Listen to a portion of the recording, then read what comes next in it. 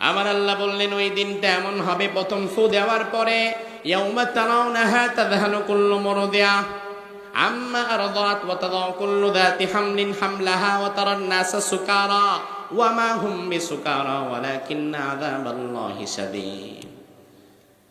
প্রথম ফু দেওয়ার পরে যে মায়ের পেটে 6 মাস 8 মাস 9 মাসের বাচ্চা এখনো ডেলিভারি হয় নাই, দুনিয়াটা এত প্রচন্ড ভাবে এত ভয়াবহ ভাবে ঝাঁকুনি দিবে, ওই ঝাঁকুনির চোটে ওই মায়ের পেটটা ফেটে বাচ্চা মাটিতে পড়ে যাবে, ডেলিভারি হওয়া লাগবে না।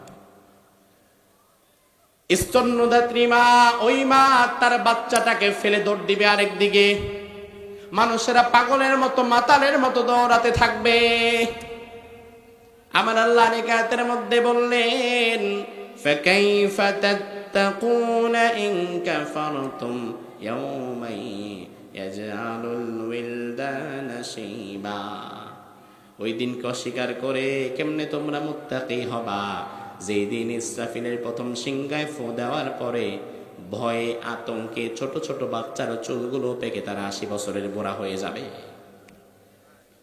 ছোট বাচ্চার মাথার চুল এক ফুয়ে পেকে যাবে, ভয়ে সবাই থরথর করে কাঁপবে আর দৌড়াবে, একে অপরকে বলবে হায় হায় আমাদের কি হলো, আমাদের বাঁচাবে কে। এরপরে আল্লাহ বলবেন ইসরাফিল বাস এবার 2 নাম্বার ফু দিয়ে দাও। 2 নাম্বার ফুটা হবে মৃত্যুর ফুৎকার। এবার ইসরাফিল সিংহাটা নিয়ে 2 নাম্বার ফু দিচ্ছে। আল্লাহ রাব্বুল আলামিন কোরআনের মধ্যে সেটা তুলে দিলেন ওয়া নুফিখা ফিস সূরি ফাসাইকা মান ফিস সামাওয়াতি ওয়া মান ফিল আরদি ইল্লা মান শাআল্লাহ। দ্বিতীয় ফুৎকার যখন দিবে সব শেষ, একাকার মেসাকার হয়ে যাবে। দ্বিতীয় ফুৎকার দেওয়ার পরে কি হবে সেটা আল্লাহর এক সূরার মধ্যে বললেন ইযাস সামাউ ফাতারাত ওয়া ইযাল কাওয়াকিবু তাসারাত ওয়া ইযাল বিহারু ফুজ্জিরাত। ইযাস সামাউ ফাতারাত, আসমান বিদীর্ণ হয়ে যাবে। ও ভাইরা আমার, প্রথম ফুৎকারের পরে ভাঙবে জমিন, তখন আসমান ভাঙবে না। আর দ্বিতীয় ফুৎকারের পরে এবার আসমান ভাঙ্গা শুরু হবে। জমিন ভাঙ্গার চাইতে আসমান ভাঙ্গা আরো ভয়াবহ। কারণ এই যে চাঁদ, সূর্য, গ্রহ, নক্ষত্র, ইউরেনাস, নেপচুন, প্লুটো, কাইপার, স্যারেস, অ্যারিস, এগুলো সব জমিনের সাথে কানেক্টেড না, এগুলো আসমানের সাথে কানেক্টেড। একটা তসবি 100 দানার তসবি একটি সুতা দিয়ে যেমন ধরে রাখা হয়, গ্রহ উপগ্রহ ইউরেনাস নেপচুন সূর্য সহকারে এগুলোকে আল্লাহ তাআলা আসমান দিয়ে সব ধরে রেখেছে। আসমানটা যেদিন ভেঙে যাবে সেদিন সব একাকার করে টাস টাস করে মাটির নিচে পড়বে, মাটির দিকে পড়বে। তখনও কিন্তু আমরা মরি নাই, আসমানটা ভাঙছে, এবার পড়তেছে, এবার আর বাঁচা নাই। আপনি পাগল হয়ে যাবেন সেদিন। প্রথমে আপনি দেখলেন জমিন ভেঙে গেছে, এরপরে যখন দেখলেন আসমান ফেটে গেছে, আমার আল্লাহ বললেন ওয়া ইদাল কাওয়াকিবু তাসারাত, আসমানের গ্রহ নক্ষত্রগুলো নিচের দিকে একটা একটা করে পড়তে থাকবে। ও ভাই আমার, একটু হিসাবটা মিলান। দুনিয়া ধ্বংসের জন্য সব নক্ষত্রগুলোর মাটির মধ্যে পড়া দরকার নাই, শুধু সূর্য নামক নক্ষত্রটা যখন পড়বে তার জায়গায় তো পৃথিবীতে নাই। কারণ আমাদের পৃথিবীর চাইতে আয়তনের দিক থেকে সূর্যের আয়তন ছোট না বড়? জানেন কয় লক্ষ গুণ বড়? 13 লক্ষ গুণ বড়। ও ভাই আমার, একটু বিবেক দিয়ে ভাবেন, 13 লক্ষ গুণ বড় একটা জিনিস 13 লক্ষ গুণ ছোট একটা জিনিসের উপরে আছড়ে পড়তেছে। আয়তনের দিক থেকে সূর্য তো এত বড়, এর উপরে ওই সূর্যের তাপমাত্রা যেটা সহ্য করার মতো না। এই ভয়াবহ সূর্য যখন আমাদের উপরে পড়বে তখন সব আমরা একাকার মেসাকার হয়ে যাব। শুধু সূর্যটা পড়বে এমন নয়, বিজ্ঞান বলেছে আসমানের মধ্যে সূর্যের চাইতে কোটি গুণ বড় নক্ষত্রের সংখ্যা আরো কোটি কোটি, সব পড়বে। বাঁচতে পারবো না আমরা, বিভৎসতার মধ্য দিয়ে মরে যাব। তবে আমার আল্লাহ বললেন ওই দিনও আল্লাহ যাদেরকে চান তাদের বাঁচায় রাখবে। তাফসীরের মধ্যে এসেছে দ্বিতীয় ফুৎকারের পরেও আল্লাহ 12 জনকে বাঁচায় রাখবে। কয়জন? কয়জন? এই 12 জন কারা? তাফসীরের মধ্যে এসেছে তারা হচ্ছে আরশ বহনকারী 8 জন ফেরেশতা আর আল্লাহর বড় বড় 4 জন ফেরেশতা। এই 12 জন। এবার আল্লাহ মালাকুল মউত রে বলবে আরশ বহনকারী 8 জন ফেরেশতাকে জান নিয়ে নাও। আরশ বহনকারী 8 জন ফেরেশতার জান নিয়ে নেওয়া হবে। এবার আল্লাহ বলবে যাও ইসরাফিলের জানটা নিয়ে নাও। ইসরাফিলের জান নেওয়া হবে। যাও মিকাইলের জান নিয়ে নাও। মিকাইলেরটা নেওয়া হবে। যাও জিবরিলের জানটাও নিয়ে নাও। জিবরিলের জান নেওয়া হয়ে যাবে। এবার আল্লাহ বলবেন মালাকুল মউত এখন আর কে বাকি আছে? মালাকুল মউত বলবে আল্লাহ বাকি আছেন আপনি, আপনার তো কোনো মৃত্যু নাই, আর আমি আছি। আল্লাহ বলবে মালাকুল মউত আমার মৃত্যু নাই, কিন্তু তোমার তো আছে, তুমি মরে যাও। মালাকুল মউত সেদিন মৃত্যুর জন্য প্রথম চেষ্টা করবে, নিজের আঙ্গুলগুলো কলিজার মধ্যে ঢুকায় দিবে, কলিজা টেনে বের করতে চাইবে, কিন্তু মৃত্যু হবে না। জিহ্বাটা টান দিয়ে লম্বা করে ফেলবে। মৃত্যুর যন্ত্রণায় মালাকুল মউত সেদিন ছটফট করতে থাকবে, কিন্তু মৃত্যু হবে না। মালাকুল মউত সেদিন আল্লাহরে বলবে আল্লাহ মৃত্যুর যন্ত্রণা যে এত বেশি এত বেশি, যদি কোনোদিন আমি জানতাম এত ভয়াবহ দায়িত্ব আমি নিতাম না। আল্লাহ বলবে মুথিয়া মালাকুল মউত, ও মালাকুল মউত তুই মরে যা। আল্লাহরে অর্ডার দেওয়ার পরে মালাকুল মউতের জান বের হয়ে যাবে। এবার আমার ভাইয়েরা জবাব দেন, আকাশে জমিনে ভেতরে বাহিরে আর কেউ জীবিত আছে নাকি? কথা হয় না। কিন্তু আছেন একজন, তিনি কে? জোরে বলেন তিনি কে? আমার আল্লাহ বললেন কুল্লু মান আলাইহা ফান ওয়া ইয়াবকা ওয়াজহু রাব্বিকা যুল জালালি ওয়াল ইকরাম ফাবিআই আলাই রাব্বিকুমা তুকাযযিবান। সব ধ্বংস হয়ে যাবে, সব শেষ হয়ে যাবে, কেউ বাকি থাকবে না, শুধু বাকি থাকবেন একজন, তিনি কে? তাফসীরে জালালাইন প্রণেতা বলেন বাইনান নাফখাতাইনি 40 সানা, 2 ফুৎকারের মাঝে এবার আল্লাহ 40 বছরের একটা গ্যাপ রাখবে। আমার ভাইরা কিয়ামতের জন্য কিন্তু ইসরাফিলের সিংহায় ফু দেওয়ার কথা ছিল কয়টা? ভুলে গেছেন কয়টা? কিন্তু দিছে কয়টা? তার মানে বাকি আছে আরেকটা। এবার 3 নাম্বার ফু আর 2 নাম্বার ফু এর মধ্যে আল্লাহ 40 বছর একা থাকবে। এই 40 বছর আর কোথাও কেউ নাই। এবার 40 বছর পর আমার আল্লাহ আবার সবার আগে ইসরাফিলকে দাঁড় করাবেন, জীবিত করবেন। জীবিত করে এবার আল্লাহ বলবেন ইসরাফিল এবার তুমি তোমার সিংহাটা ধরে 3 নাম্বার ফু দিয়ে আসল খেলা শুরু করে দাও। এবার ইসরাফিল 3 নাম্বার ফু যখন দিবে, সুম্মা নুফিখা ফীহি উখরা ফাইদা হুম কিয়ামুন ইয়ানজুরুন। পৃথিবীর শুরু থেকে শেষ পর্যন্ত যত মাখলুকাত মারা গিয়েছিল, যত মানুষ যত জিন মরে গিয়েছিল, সব আবার জীবিত হয়ে একত্রিত হয়ে আল্লাহর দরবারে দাঁড়িয়ে যাবে। যে জায়গার মধ্যে দাঁড়িয়ে যাবে সমবেত হবে, ওটাই কিয়ামতের ময়দান। কিয়ামত মানে হচ্ছে দাঁড়িয়ে যাওয়া। রব্বুল আলামিন বললেন ইয়া আইয়ুহান নাস, ও দুনিয়ার মানুষেরা শুনে নাও, ইত্তাকু রাব্বাকুম, তোমরা তোমাদের রবকে ভয় করো। ইন্না জালজালাতাস সাআতি শাইউন আযীম, কেননা তোমার রব দুনিয়াটাকে একদিন এমন ভাবে ঝাঁকুনি দিবেন, দুনিয়াতে এত ভয়াবহ ঝাঁকুনি দুনিয়া কোনোদিন দেখে নাই। ইয়াউমা তারাউনাহা তাযহালু কুল্লু মুরদিআতিন আম্মা আরদাত, ওই দিন দুনিয়াকে যখন তোমার রব প্রথমবার ঝাঁকুনি দিবেন, দুনিয়ার অবস্থাটা এমন হবে যে নারীর গর্ভে 5 মাস 6-7 মাস 8-9 মাসের সন্তান এখনো ডেলিভারি হয় নাই, ওই নারীগুলো সেদিন দুনিয়ার প্রথম ঝাঁকুনির সাথে তাদের পেট ফেটে সন্তানটা মাটির মধ্যে আছড়ে পড়বে। ওয়াতাযাউ কুল্লু যাতি হামলিন হামলাহা, গর্ভধারিণী মা তার গর্ভপাত হয়ে যাবে।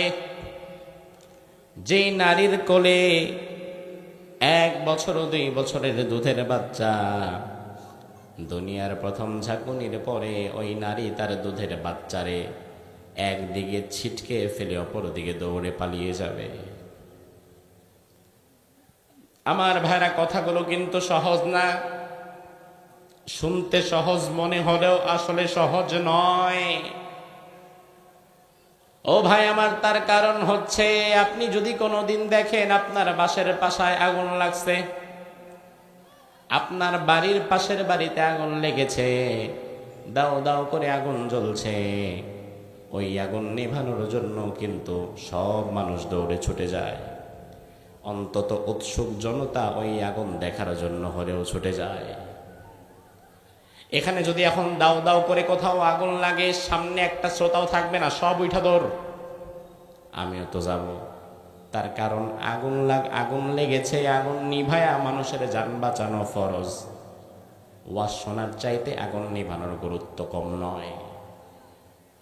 ও ভাই, আমি আপনারে বোঝাই, বাসার বাড়িতে আগুন লেগেছে, আশেপাশের সবাই দৌড়ে ছুটে গিয়েছে, কিন্তু যেই মায়ের কোলে একটা 1 বছর 1.5 বছরের দুধের বাচ্চা, ওই মা কিন্তু যাওয়ার সময় যদি ওই মাও আগুন দেখতে যায় কিংবা আগুন নেভাতে যায়, ওই মা কিন্তু ওনার 1 বছরের দুধের বাচ্চাটারে কোলে নিয়েই দৌড় দিবে। তার কারণ এত ছোট বাচ্চারে ঘরে একা রেখে যাবে না। আপনি লক্ষ্য করবেন, ঘরে যদি একটা 1.5 বছরের দুধের বাচ্চা থাকে, মা ঘরে রান্না করতে থাকে, কিন্তু বাচ্চাটা যদি ওয়া ওয়া করে চিৎকার দেয়, ওই মা রান্না বান্না ওই অবস্থায় ফেলে রেখে বাচ্চার কাছে দৌড়ে চলে যায়। রান্না পড়লে পড়ুক, তরকারি নষ্ট হইলে হোক, ভাত না থাকলে না থাকুক, কিন্তু বাচ্চাটা যদি চিৎকার দিয়ে কেঁদে ওঠে, মা আর থাকতে পারে না। এই জন্য মা থাকে রান্নাঘরে, কিন্তু কানটা পড়ে থাকে রান্নাঘরের বাহিরে বাচ্চার কাছে। দুনিয়ার কোন গর্ভধারিণী মা তার সন্তানকে, দুধের বাচ্চাকে ফেলে রেখে যায় না। আমার আল্লাহ বলে, বান্দা, ওই দিনের হিসাব আর আজকের হিসাব এক হবে না। প্রথম ফুৎকারটা যখন দেয়া হবে, দুনিয়াটা যখন প্রচন্ড ভাবে আল্লাহ তাআলা একটা ঝাঁকুনি দেবেন, ওই ঝাঁকুনির চোটে যে মায়ের কোলে একটা 1 বছরের শিশু বাচ্চা থাকবে, ওই মা ভুলেই যাবে যে তার কোনো বাচ্চা কাচ্চা রয়েছে, বরং বাচ্চাটারে দৌড়ায় আরেক দিকে ফেলে দিয়ে মা আরেক দিকে পাগলের মতো দৌড়ে চলে যাবে। দুনিয়া কত ভয়াবহ ভাবে কাঁপলে মানুষ পাগল হয়ে যেতে পারে, এবার বোঝেন। আমার আল্লাহ বললেন, এখানেই শেষ নয়। ওয়াতারান নাসা সুকারা ওয়া মা হুম বিসুকারা, মানুষগুলো মদ খাওয়ার পরে মানুষ যেমন সেন্সলেস হয়ে যায়, দিকবিদিক জ্ঞান হারিয়ে যায়, একবার ডানে যায় একবার বামে যায়। রাত বাজে 2টা, এলাকার এক বখাটে ছেলে মদ 1 প্যাক খায়া এরপরে রাস্তা দিয়ে হাঁটতেছে, সামনে কি যেন পড়ছে, ওই মাতালের তো হুঁশ জ্ঞান নাই, বারবার কয়, মিয়া সরেন, সাইড দেন। কেউ সাইড দেন না কেন, সরেন না কেন, সাইড দেন না কেন, সরেন না কেন, বইলা যে দাঁড়ায় রয়েছে, দাঁড়ায় তো রয়েছেই। হুঁশ ফিরার পরে দেখে, সর্বনাশ, আমি কারে সাইড দিতে কইলে দেখি কারেন্টের খাম্বা। আমার ভাইরা, মানুষ মাতাল হলে হিতাহিত জ্ঞান থাকে না, ডানে যায় বামে যায়। আমার আল্লাহ বললেন, জমিনটা প্রচন্ড ভাবে যখন একটা ঝাঁকুনি দেবে, স্বাভাবিক সুস্থ মানুষগুলো পাগলের মতো হয়ে যাবে, একবার ডানে যাবে একবার বামে যাবে, কুল কিনারা পাবে না। দেখলে মনে হবে গোটা দুনিয়ার 800 কোটি মানুষ যেন সেদিন মদ খেয়ে মাতাল হয়ে গেছে। আমার আল্লাহ বলবেন ওয়ামা হুম বিসুকারা, আসলে তারা মদ খায় নাই, তারা মাতাল না। ওয়ালাকিন্না আযাবাল্লাহি শাদীদ, আমি আল্লাহর আযাব বড় কঠিন। আমার ভাইরা, এই হচ্ছে উক্ত দুটি আয়াতে কারিমার শাব্দিক অনুবাদ। এই দুটি আয়াতে কারিমার শাব্দিক অনুবাদ শুনে আমরা বুঝতে পারলাম আয়াতগুলো আল্লাহ রাব্বুল আলামিন দুনিয়ার প্রলয় কাণ্ড ঘটা সম্পর্কে নাযিল করেছেন।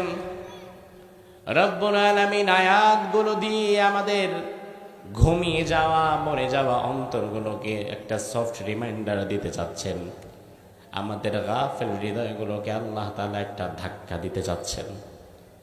এই আয়াতকে সামনে রেখে আজকে যদি আমরা কিছু আলোচনা পর্যালোচনা করি, তাহলে অন্তত মনোযোগ সহকারে সেই কথাগুলো শোনার মতো ধৈর্য, সহ্য, শক্তি, সময় আমার প্রিয় ভাইদের হবে কি ইনশাআল্লাহ? হবে কি ভাই? হবে ইনশাআল্লাহ? আমার ভাইরা তাহলে একটু মনোযোগ দেন, লক্ষ্য করে কথাগুলো শুনবেন।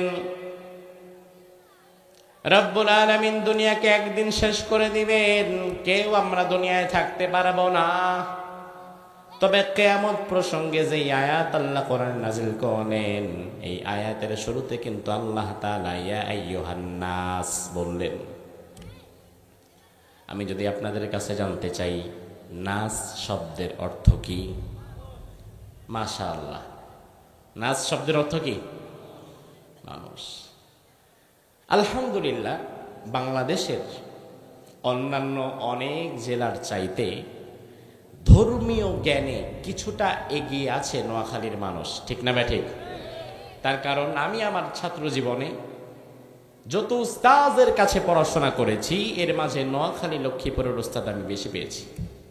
এবং এখন না আলেম ওলামা ঘরে ঘরে, জেলায় জেলায়, পাড়ায় পাড়ায়, গ্রামে গ্রামে, মহল্লায় মহল্লায়, আজ থেকে 30 বছর, 40 বছর, 50 বছর আগে বাংলাদেশে জেলায় জেলায়, গ্রামে পাড়ায় মহল্লায় এত আলেম ওলামা ছিল না, এত মাদ্রাসা মসজিদ ছিল না। নোয়াখালীর আলেমেরা বাংলাদেশের বিভিন্ন আনাচে কানাচে খেদমত করে আমাদের মতো আলেম তৈরি করে দিয়েছে। কথা কি ঠিক না ঠিক? জানেন তো আপনারা, গতকাল আমার মাহফিল ছিল পার্বত্য জেলা খাগড়াছড়ির তবলছড়ি। চট্টগ্রাম থেকে আরো 120 কিলোমিটার ভেতরে, পার্বত্য জেলার ভেতরে একটি পাহাড়ের উপরে। এত দূরে আমি কোনোদিন যাই নাই, এত আঁকা বাঁকা ভয়াবহ পথ। তবে আমি যাওয়ার পরে দেখলাম 10,000 মানুষের বিরাট আয়োজন। আমি অবাক হয়ে গেলাম, পাহাড়ি অঞ্চলে এত মানুষ। পাহাড়ের মাঝে ইসলাম কে প্রচার করলো? আপনাদের এই অঞ্চলের একজন আলেম, নোয়াখালীর একজন আলেম, আব্দুর রহমান দরবেশ সাহেব হুজুর বলে তাকে সবাই চেনে ওখানে।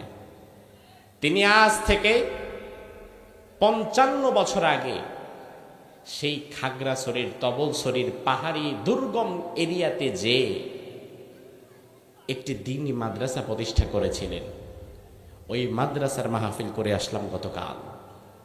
অবাক হয়ে গেলাম, আল্লাহ, 55 বছর আগে নোয়াখালী থেকে একজন আলেম গিয়ে সেই পাহাড়ির পাদদেশে দুর্গম গিরির মাঝে একটি মাদ্রাসা প্রতিষ্ঠা করেছে। তার মানে বাংলাদেশে ইসলামের বাণী ছড়িয়ে যাওয়ার মধ্যে নোয়াখালীর আলেমদের অবদান কি আছে না নাই? সেই ধন্য জেলার মানুষ আপনারা।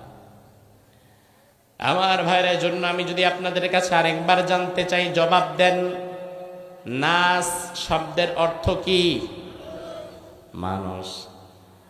এই যে 30 পারা কোরআন, এই 30 পারা কোরআনে রব্বুল আলামিন দুটো প্যাটার্নে আয়াত দিয়েছেন, দুটি ধরনের আয়াত। কোন কোন আয়াতের শুরুতে আল্লাহ বলেছেন ইয়া আইয়ুহান নাস, ও মানুষেরা শুনে নাও। দুনিয়ার সব মানুষকে আল্লাহ একত্রিত করে ডেকেছেন। আর কোন কোন আয়াতে আল্লাহ তাআলা ইয়া আইয়ুহান নাস বলেন নাই, বরং বলেছেন ইয়া আইয়ুহাল্লাযীনা আমানু। তাহলে আল্লাহর যে ডাকের ধরন কিন্তু দুইটা। একটা হচ্ছে ও মানুষেরা শোনো, আর একটা হচ্ছে ও ইমানদারেরা শোনো। ও ভাই আমার, এবার একটু জবাব দেন। দুনিয়াতে বর্তমানে যে 800 কোটি মানুষের বসবাস রয়েছে, এই 800 কোটি মানুষের মধ্যে সবাই কি ইমানদার নাকি কিছু বেঈমানও আছে? কথা হয় না। সবাই কি ইমানদার নাকি কিছু বেঈমানও আছে? বেশি কি ইমানদার না বেঈমান? বেঈমান। আল্লাহ রাব্বুল আলামিন যে আয়াতের মাঝে ইয়া আইয়ুহান নাস বলেন, আপনি বুঝতে পারবেন ওই আয়াতটা গোটা দুনিয়ার 800 কোটি মানুষের জন্য প্রযোজ্য। আর যে আয়াতগুলোতে আল্লাহ ইয়া আইয়ুহাল্লাযীনা আমানু বলেছেন, বুঝতে হবে ওই আয়াতগুলো দুনিয়ার মাত্র 200 কোটি ইমানদার দাবিদার তাদের জন্য প্রযোজ্য, সবার জন্য নয়। তাহলে কিয়ামতের আয়াতের মধ্যে আল্লাহ তাআলা ইয়া আইয়ুহাল্লাযীনা আমানু না বলে ইয়া আইয়ুহান নাস বললেন কেন? ও দুনিয়ার মানুষেরা শুনে নাও। এটা বলার কারণ কি? এটা বলার কারণ হচ্ছে কিয়ামতের বিভীষিকা, কিয়ামতের ভয়াবহতা শুধু ইমানদারদের জন্য না, গোটা দুনিয়ার সব মানুষের জন্যই। এখান থেকে কেউ বাঁচতে পারবে না। মুসলমান বলেন, হিন্দু বলেন, খ্রিস্টান বলেন, ইহুদি বলেন, নাস্তিক বলেন, নাস্তিক বলেন, কিয়ামত যখন হবে কেউ বাঁচতে পারবে না। তবে কিয়ামত কবে হবে, কখন হবে, কিভাবে হবে, কবে হবে, কখন হবে সেটা আমরা জানি না। তবে রাসূলুল্লাহ 1500 বছর আগে কিয়ামতের পূর্বের কিছু আলামত বলে দিয়েছেন। ওই আলামতগুলো যখন সমাজে প্রকাশ পাবে তখন বুঝে নিতে হবে কিয়ামতের আর বেশি দেরি নাই। আপনার জ্বর আসার আগে কিন্তু শরীরটা একটু গরম হয়, জিহ্বার টেস্ট পাল্টে যায়, কপাল ঘেমে যায়, কপাল গরম হয়ে যায়, হাঁটুতে হাতে ব্যথা শুরু করে। একদিন হঠাৎ করে দুপুরবেলায় আপনি রোদে পুড়ে বৃষ্টিতে ভিজে ঘরে এসেছেন, খাওয়া দাওয়া করে ঘুমিয়ে গিয়েছেন। বিকাল বেলায় দেখলেন মাথার মধ্যে ব্যথা, শরীরটা ব্যথা করতেছে, জিহ্বাটা তেতো হয়ে গেছে। তখন কিন্তু আপনি সরল মনে বুঝে নেবেন যে আমার জ্বর আসতেছে।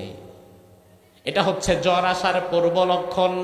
এই লক্ষণ দেখা দিলে বোঝা লাগবে জ্বর চলে আসতেছে, রাস্তা কাছাকাছি। তাইলে রব্বুল আলামিনের হাবিব মুহাম্মদুর রাসূলুল্লাহ 1500 বছর আগে কিয়ামতের যে আলামতগুলো বলে দিয়েছেন, ওই আলামতগুলো যদি আজকে আপনি হাদিস থেকে মেলাতে পারেন, এরপরে বুঝতে পারবেন কিয়ামতের কত দেরি আছে। কিয়ামত কবে হবে না হবে এটা আমরা জানি না, কিন্তু আলামতগুলো যদি মিলে যায় তাহলে বুঝে নিতে হবে কিয়ামতের বেশি দেরি নাই। আমার ভাইরা, হাদিসে কিন্তু কিয়ামতের অনেকগুলো আলামত বর্ণনা করা হয়েছে। তবে আমি আপনাদের সামনে আলামত প্রসঙ্গে এত লম্বা আলোচনা করতে পারবো না। সংক্ষিপ্ত আকারে আমি আপনাদের সামনে কিয়ামতের 12টা আলামত তুলে ধরব। হয়তো কয়েক মিনিট সময় লাগবে, তবে 12টা আলামত মনোযোগ সহকারে আপনি মিলাবেন।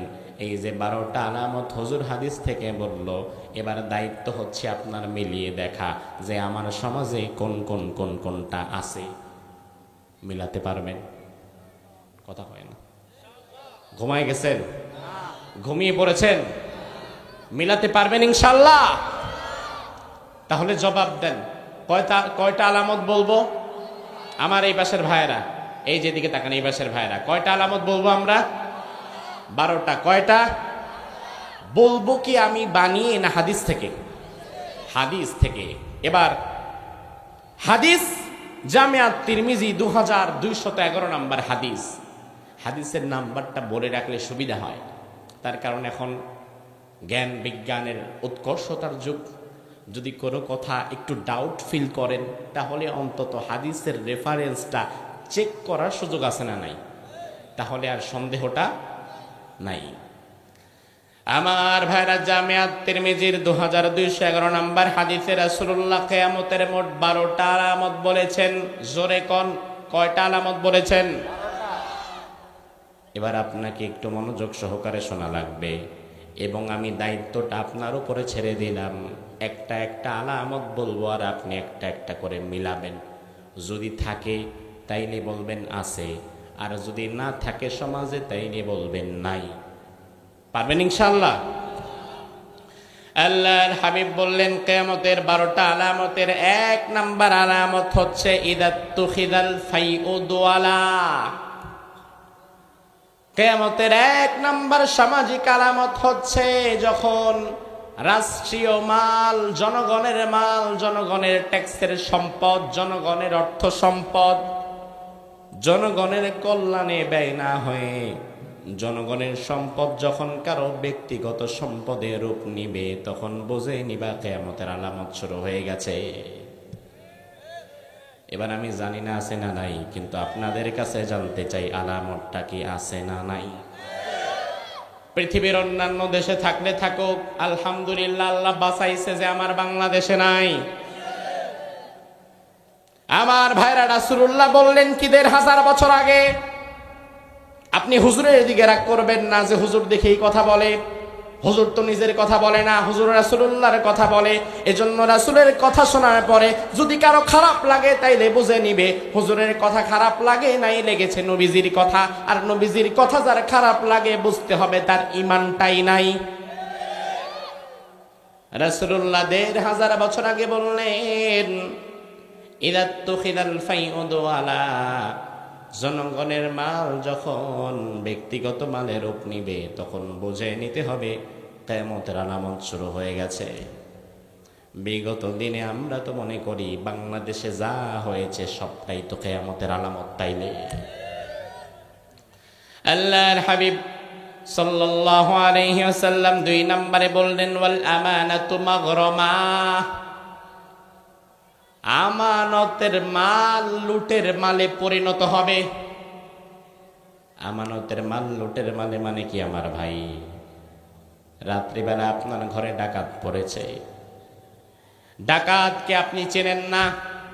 আর ডাকাতি যারা করে এরা স্বাভাবিকত নিজ এলাকায় করে না, অনেক দূরে দূরে গিয়ে করে যেখানে তারে কেউ চেনে না। রাত 2টা 3টার দিকে আপনার ঘরে ডাকাত পড়েছে, ডাকাত আপনার ঘর থেকে মূল্যবান জিনিসপত্র সব নিয়ে গেল। এবার ডাকাতি কে করছে আপনি চিনেন না, ঘরে কোনো সিসি ক্যামেরাও নাই। পরের দিন যদি অজ্ঞাতনামা হিসাবে আপনি মামলা করলেও করতে পারেন, কিন্তু ওই ডাকাত যে কারা সেটা প্রশাসনও আর খুঁজে পাবে না। তাইলে ডাকাত যদি খুঁজে না পায়, ডাকাত যা সম্পদ লুণ্ঠন করে নিয়েছে, আপনার যত মাল ডাকাত লুট করে নিয়েছে, ওই মাল কি আবার ফিরায়া আনা যাবে? কথা কয় না, যাবে? অসম্ভব। আল্লাহর হাবিব বললেন কিয়ামতের আগে মানুষের আমানতটা এমন হয়ে যাবে, আপনি কাউকে বিশ্বাস করে একটা আমানত দিয়েছেন, ভাই আমানতটা রাখেন। হয়তো আমানত হতে পারে কথা, কিংবা আমানত হতে পারে আপনার অর্থ সম্পদ, কিংবা আমানত হতে পারে আপনার ব্যাংকে কিছু টাকা রাখা। হঠাৎ করে এমন সময় আসবে, লুটের মাল যেমন আর ফেরত পাওয়া যায় না, আমানতের মাল আর ফেরত পাওয়া যাবে না। আল্লাহর হাবিব সাল্লাল্লাহু আলাইহি ওয়াসাল্লাম 3 নম্বরে বললেন কিয়ামতের 3 নম্বর আলামত হচ্ছে ওয়াজ যাকাতু মাগরামা। ধনীরা যাকাত সহজে দিতে চাইবে না, বরং যাকাত দেওয়াটাকে তারা জরিমানা মনে করবে, এবং ধনীদের মধ্যে যাকাত না দেওয়ার প্রবণতা বেড়ে যাবে। আমাদের বাংলাদেশে এমন হাজারো ধনী আছে, বছরে বছরে হজে যায়, প্রচুর টাকা খরচ করে ছেলের বিয়েতে, মেয়ের বিয়েতে, নিজের আরামায়েশের জন্য, কিন্তু বছর শেষে যাকাত তার উপরে যা এসেছে যাকাত ঠিক মতো দেয় না। এমন ধনী অন্তত নোয়াখালীতে তো নাই, আসেনি? আস্তাগফিরুল্লাহ। রাসূলুল্লাহ বললেন ওই দিনের ধনীরা, কিয়ামতের পূর্বের সমাজের ধনীরা যাকাত দেওয়াটাকে তারা জরিমানা দেওয়া মনে করবে। এখন ধনীরা সেটাই মনে করে। ইসলামে যাকাতের বিধান হচ্ছে 100 টাকায় 2.5 টাকা। তাহলে টাকা যদি থাকে 1000, টাকা যদি থাকে 1 লক্ষ, যাকাত আসবে 2,500। টাকা যদি থাকে 1 কোটি, যাকাত আসবে 2.5 কত হাজার। এখন টাকা যদি থাকে 100 কোটি, জাকাত আসে কিন্তু ওই বেডার 2.5 কোটি। বর্তমানে 100 কোটি টাকা তো মানুষের কাছে কোনো টাকাই না। আপনি গরিব মানুষ, আমি গরিব মানুষ, আমার কাছে অনেক টাকা, ওরে বাবা 100 কোটি টাকা। অথচ বাংলাদেশে আমি এমনও ধনীরে চিনি যেই ধনীদের কাছে 100 কোটি টাকা কোনো টাকাই না। আমার ভাই, আমি নাম বলবো না, বাংলাদেশের ধনীদের তালিকা করলে তিনি কখনো দ্বিতীয় কিংবা তৃতীয় এর নিচে যায় না। তিনার সাথে আমার কোনো একটা বিষয়ে সম্পর্ক তৈরি হয়ে গেল। তার একজন মেয়ে মারা গিয়েছিল গত বছর আমেরিকাতে। ওই মেয়ের জন্য একটা মিলাদ মাহফিলের আয়োজনের সুবাদে তিনি আমাকে ডাক দিলেন। তিনি আমাকে নেয়ার জন্য বললেন, হুজুর হেলিকপ্টার পাঠাবো। আমি বললাম দরকার নাই। তিনি ফ্লাইটের টিকিট কেটে দিলেন, আমি চলে গেলাম। ঢাকায় তার বাড়ি। বাংলাদেশের ট্রুলি বড় বড় যত 5 স্টার হোটেল আছে 70% তার মালিকানা। ও ভাই আমার, আমি অবাক হয়ে গেলাম। ওই ব্যক্তিকে ওই দিনের আগে আমি চিনতাম না। ওই গ্রুপের সিও আমাকে ফোন করেছে যে স্যার আপনার সাথে কথা বলবে। তিনি আমাকে ফোন দিয়ে বললেন, হুজুর আমি আপনাকে একটু চাচ্ছি, আপনাকে দিয়ে আমি দোয়া করাবো। আমি গেলাম সেখানে। যাবার পরে দেখলাম দুনিয়ার মানুষের টাকা পয়সা কত। সেখানে আমি একদিন ছিলাম। ওই কোম্পানির সিও যিনি, সিওকে আমি একবার কথায় কথায় বললাম যে ভাই, আপনারা বাংলাদেশের শীর্ষস্থানীয় ধনীদের মধ্যে আপনাদের প্রতিযোগিতা চলে। বিগত গভর্নমেন্ট তাকে কয়েকবার নমিনেশন দেওয়ার জন্য চেষ্টা করেছিল, কিন্তু উনি নমিনেশন নেয় নাই। তো আমি বললাম যে আপনারা তো ভাই বাংলাদেশের মধ্যে ওয়ান অফ দ্য বেস্ট ধনীদের তালিকা করলে, আমার খুব জানতে ইচ্ছা করে যে কি পরিমাণ সম্পদ আপনাদের আছে বা থাকতে পারে। তো তিনি বললেন, আসলে স্যার তো সব সম্পদ ফ্লাশ করে না, বেশ কিছু ঝামেলা আছে, সব সম্পদ দেখানো যায় না, কিন্তু যতটুকু মোটামুটি দেখানো যায় তাতেই আমাদের সম্পদ হচ্ছে 60,000 কোটি টাকা। আপনি সুবহানাল্লাহ কয়ে লাভ কি? আপনার তো 60 কোটি টাকাও নাই। আমি অবাক, 60,000 কোটি টাকা! সুবহানাল্লাহ। আমি চিন্তা করলাম 60,000 কোটি টাকা, অথচ ওই লোকটা দাঁড়াইলে আমার চাইতে 2 ইঞ্চি খাটো, জিবাডার এত টাকা। এবং এই টাকা পয়সা খাওয়ার জন্য ওনার পরবর্তী বংশধরও নাই। মেয়ে ছিল 3টা, একটা মারা গেছে, 2 জন মেয়ে আছে, তারা তাদের মতো। আমি চিন্তা করলাম 60,000 কোটি টাকা খাওয়ার জন্য তার বংশধর নাই, কোনো ছেলে নাই, তার অবর্তমানে এই বিশাল সাম্রাজ্য ধরে রাখার মতো কেউ নাই। আমি বললাম, আপনার স্যার উনি কি পৈতৃক সূত্রে এত টাকার মালিক? বলে না, গরিব মানুষ ছিল, গরিব মানুষ, সেখান থেকে ধীরে ধীরে ধীরে ধীরে উঠে এসেছে। গ্রুপ অফ কোম্পানির নাম বললে সবাই চিনে যাবেন, কিন্তু নামটা বললাম না। আমি অবাক হয়ে গেলাম, আহারে দুনিয়াতে মানুষের কি পরিমাণ সম্পদ থাকতে পারে। তিনি আমারে আলোচনা, ওই দিন আমি যে আলোচনা করেছিলাম, আলোচনা করে তিনি আমারে বলল, হুজুর আপনার কি লাগবে বলেন, কি চান? এখন আমি তো মনে মনে চিন্তা করতেছি 30,000 কোটি দিয়ে দেন, চাইলে কম যাব কেন? আমি বললাম কিছু চাই না, তবে আমি প্রত্যন্ত অঞ্চলে একটি মাদ্রাসা করছি, পরিকল্পনা আছে। এই মাহফিলগুলো থেকে যা হাদিয়া তোফা পাই সব ওখানে ঢালি, সব খরচ করি ওখানে। আমি বললাম, আপনি যদি কিছু দিতে চান ওখানে যায়েন, ওখানে গিয়ে দেখার পরে যদি কিছু দেওয়ার মানসিকতা থাকে দিয়ে দিয়েন।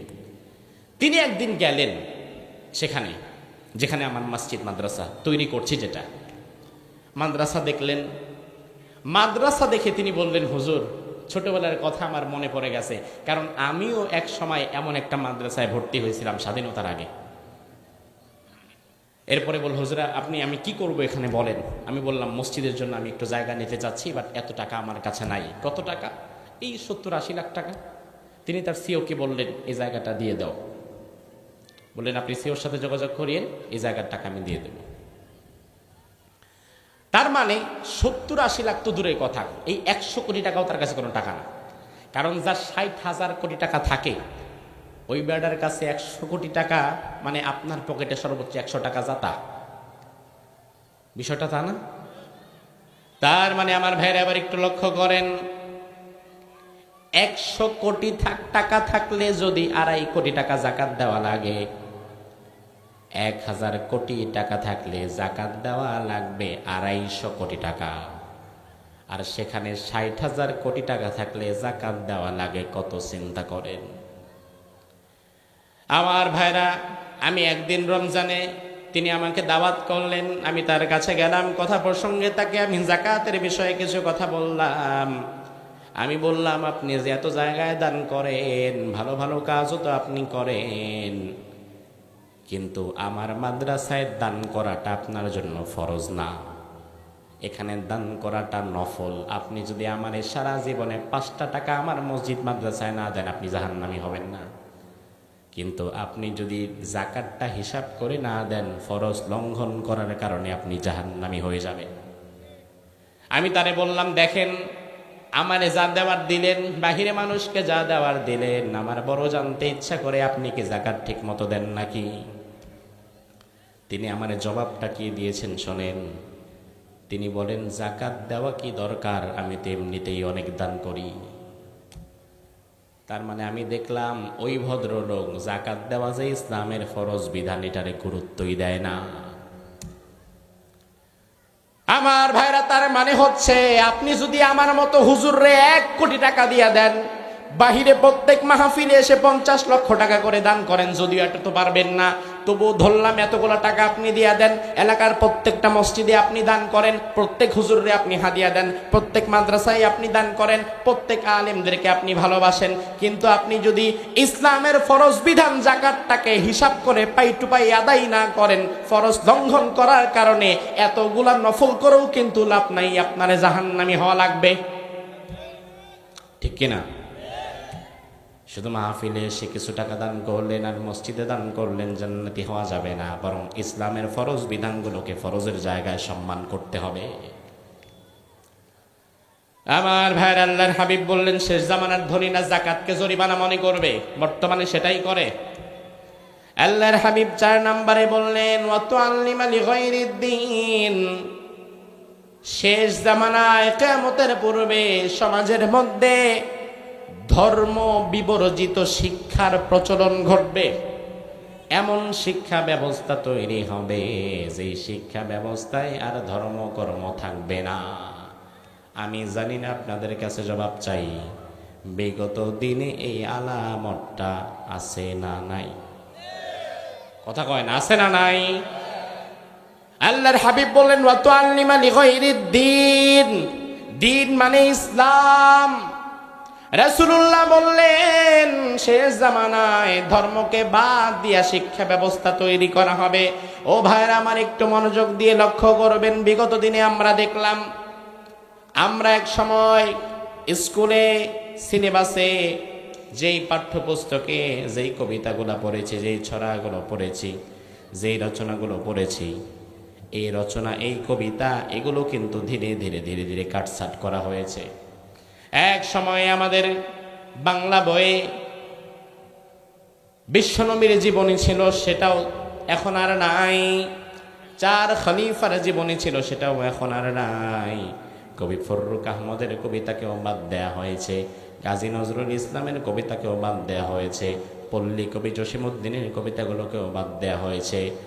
ইসলাম লালন করে লিখার মাঝে এমন ভালো ভালো লিখনি, ছড়া, কবিতা, রচনাগুলোকে বাদ দেওয়া হয়েছিল বিগত দিনে। এগুলোকে বাদ দিতে দিতে দিতে সিলেবাসটাকে এমনভাবে তৈরি করে দেওয়া হয়েছিল, বিগত 2-3 বছর তো আমরা দেখলাম সিলেবাসের মধ্যে আর কোনো ইসলাম শিক্ষাই নাই। ঠিক কিনা? আপনারা জানেন না বিষয়টা? বরং বিগত দিনে কিন্তু এমনও হয়েছে মুসলমানের সন্তান তার পাঠ্যপুস্তকের মাঝে বান্দরের থিওরি ঢুকায় দিছে এবং পড়ানো হচ্ছে তোমার পূর্বপুরুষ মানুষ ছিল না, তোমার পূর্বপুরুষ ছিল কি? বান্দর।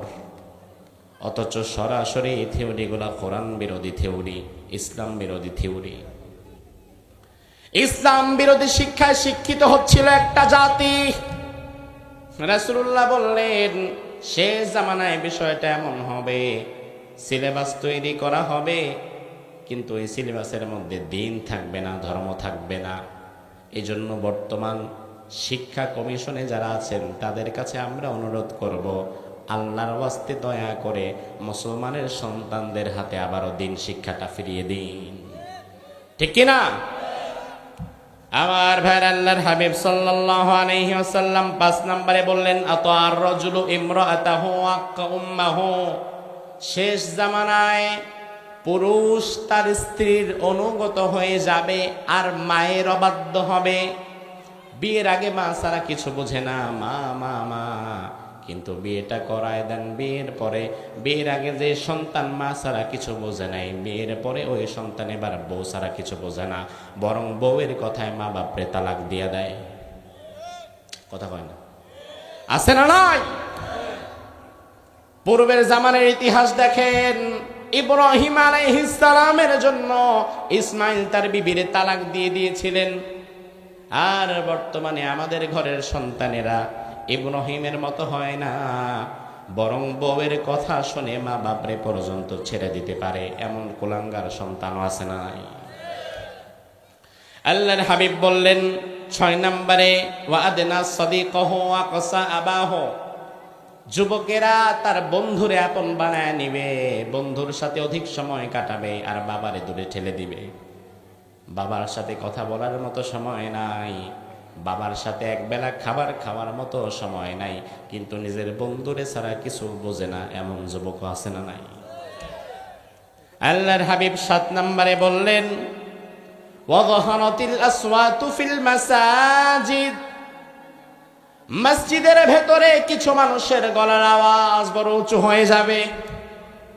দুনিয়ার কিছু দুনিয়াদারি জালিম প্রকৃতির মানুষ, সুদখোর ঘুষখোর মসজিদের সভাপতি হইয়া ওই মসজিদের মধ্যে ইমাম সাহেবকে হক কথা বলতে বাধা দিয়ে নিজের আওয়াজকে কোরআন হাদিসের আওয়াজের চাইতে উঁচু করে ফেলবে, এমন সভাপতি, সেক্রেটারি, মোতাওয়াল্লি, ক্যাশিয়ার বাংলাদেশে নাই, নোয়াখালীতে নাই, যাদের কারণে ইমাম সাহেব মন খুলে হক কথা বলতে পারে না। তুমি যদি দেখো তোমার গ্রামে কোনো মসজিদে এমন ঘটনা ঘটছে, তাইলে বোঝে নিবা তোমার গ্রামটাই তো কিয়ামতের আলামত। কিয়ামতের আলামত দেখার জন্য বেশি দূরে যাওয়া লাগবে না। আল্লাহর হাবিব 8 নম্বরে বললেন সাদাল কাবিলাতা ফাসিকুহুম, পাপাচারীরা গোত্রের নেতা হবে। দরকার ছিল সমাজের সব চাইতে ভালো মানুষ হবে আমাদের নেতা। তার কারণ হচ্ছে যখন আমরা মসজিদে ইমামকে নির্বাচন করি, ইমাম নির্বাচনের সময় আমরা তো সব চাইতে ভালো মানুষকে নির্বাচন করার চেষ্টা করি। যদি আমি জানতে পারি আমার ইমাম সুদের সাথে জড়িত, যদি আমি জানতে পারি আমার ইমাম হারাম কাজের সাথে জড়িত, আমি যদি জানতে পারি আমার ইমাম বিড়ি খায়, সিগারেট খায়, মদও খায় মাঝে মাঝে, তাহলে ওই ইমাম যদি নামাজ পড়াতে আসে, নামাজ পড়াতে দিবেন? কথা বলেন, দিবেন? যদি ইমাম সাহেব বলে ভাই সমস্যা নাই, আমার বেতন 5,000 কম দেন, তাইলে দিবেন? যদি বলে আচ্ছা আমি ফ্রিতে আপনারে নামাজ পড়াবো, তাইলে দিবেন? মসজিদে ইমাম সাহেবের পেছনে নামাজ পড়বে 200-400-500 মানুষ, সেখানে আপনি কোন গাঁজাখোর, মদখোর, ইয়াবাখোর, কোন খারাপ মানুষকে আপনি সেখানে আপনার নেতা বানাতে চান না। কিন্তু সমাজের মধ্যে 5,000 মানুষ, 5 লক্ষ মানুষ যারা পেছনে থাকবে, তারে কিভাবে একজন জালিম, স্বৈরাচার, চাঁদাবাজ, টেন্ডারবাজকে নেতা বানাতে পারেন?